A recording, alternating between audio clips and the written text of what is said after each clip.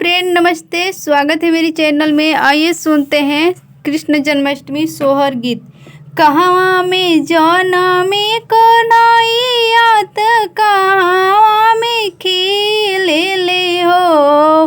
कहवा में जनमी कन्हैया त कहवा में खिले ले हो। ललना छही दिन के कन्हैया त मुरली बजावे ले हो। ललना छही दिन के कन्हैया त मुरली बजावे ले हो। कहवा में जनमी कन्हैया त कहवा में खिले ले हो। ललना छही दिन के कन्हैया त मुरली बजावे ले हो। मथुरा में जनमी कन्हैया त गोकुल में खिले ले हो। मथुरा में जनमी कन्हैया त गोकुल में खिले ले हो। ललना छही दिन के कन्हैया त मुरली बजावे ले हो। ललना छही दिन के कन्हैया त मुरली बजावे ले हो। किकराही कोखिया से जनम ले किकरा गोदी खिले ले हो। किकराही कोखिया से जनम लेकर किकरा गोदी खिले ले हो।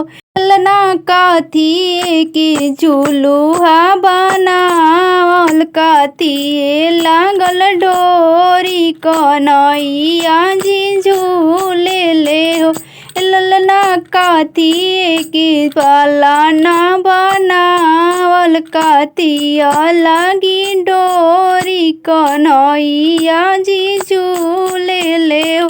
देवकी के कोखिया से जनम ले यशोदा गोदी खिले ले हो। देवकी के कोखिया से जनम ले यशोदा गोदी खिले ले हो।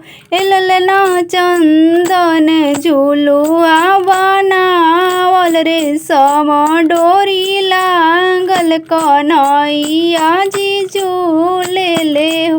ललना चंदन झुलुआ बनावल रेशम डोरी लागल कन्हैया जी झूले ले हो। ललना मैया यशोदा जी झूलावे ललन के निहारेली हो। ललना मैया यशोदा झूलावस ललन के निहारे बलैया जे ले बेली हो। मिलजुली आवेली सखिया मंगल सब गावेली हो।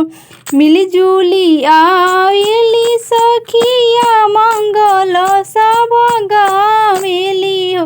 ललना दुआरा पे बाजेला बधाई महलिया में मुरलिया बाजे हो। ललना दुआरा पे बाजेला सहनाई महलिया में मुरलिया बाजे हो। ललना छही दिन के कन्हैया मुरलिया बजावे ले हो। कहवा में कान्हा जनम ले त कहवा में खिले ले हो।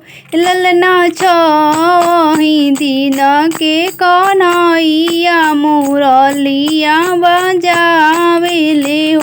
ललना छही दिन के कन्हैया मुरलिया बजावे ले हो।